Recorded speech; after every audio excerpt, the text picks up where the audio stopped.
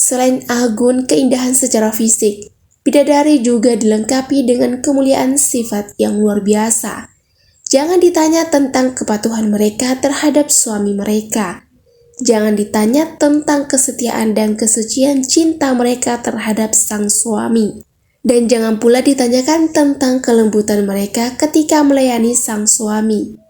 Pendek kata, tak ada wanita di dunia ini yang sanggup menyamai keluruhan budi bidadari ketika mereka melaksanakan tugas-tugasnya sebagai seorang istri.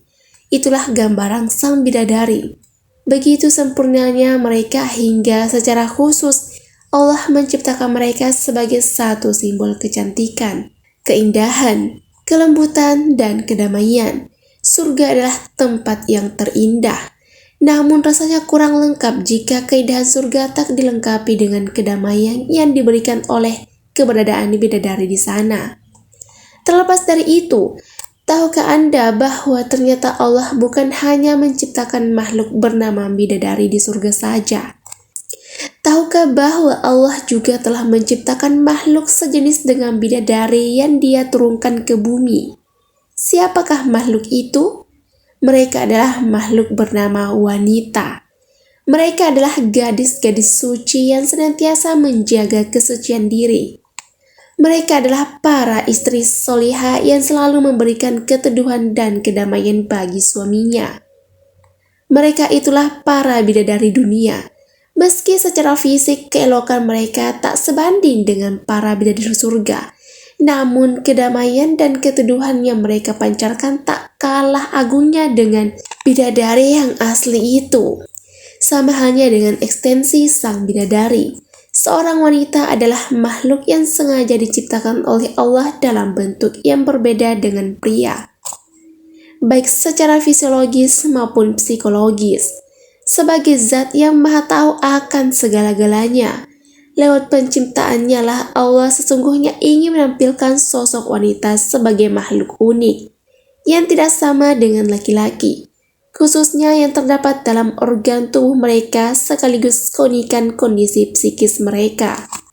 Telah menampilkan profil wanita sebagai seorang ibu dari anak-anak dan seorang istri bagi suaminya. Kenyataannya inilah yang membuat citra wanita begitu mengagumkan. Ia adalah makhluk cantik yang penuh dengan kelembutan dan kedamaian.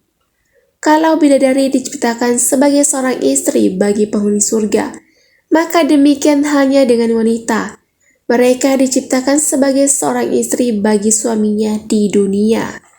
Keberadaan wanita di dunia, yakni di tengah-tengah keluarga, diharapkan bisa menciptakan suasana surga dalam rumah tangga. Sebagaimana seorang bidadari yang bisa menciptakan nuansa bahagia dalam surga. Namun pertanyaannya adalah, apakah semua wanita bisa menjalankan tugas sesuai dengan penciptaannya sebagai seorang istri bagi suami mereka? Apakah semua wanita bisa menjadikan rumah tangga bernuansa surga? Di zaman seperti sekarang ini, sepertinya tak banyak wanita yang bisa menunjukkan diri sebagai bidadari. Ini artinya tak banyak dari mereka yang mampu memberikan kedamaian dan kesejukan bagi suami mereka, pada khususnya dan bagi keluarga pada umumnya. Kondisi demikian menunjukkan adanya pertentangan. Seorang wanita yang seharusnya jadi simbol keteduhan malah menampakkan wajah sebaliknya. Dalam kasus-kasus tertentu malah banyak didapati para wanita yang menjadi sumber masalah bagi keluarga. Mengapa hal seperti itu bisa terjadi?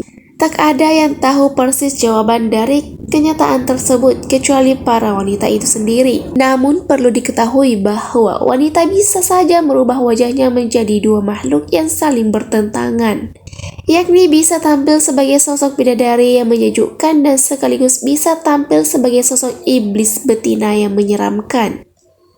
Saat para wanita berjalan sesuai dengan kodratnya sebagai makhluk yang benar-benar wanita, saat itulah mereka nampak seperti seorang bidadari.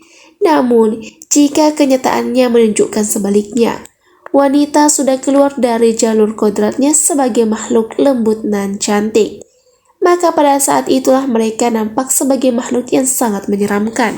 Disadari atau tidak bahwa wanita diciptakan oleh Allah sebagai makhluk yang cantik, indah, menyejukkan, dan memancarkan kedamaian. Kenyataan ini bisa dilihat dari segi penciptaan kaum wanita itu sendiri, terutama dari sisi fisiologisnya.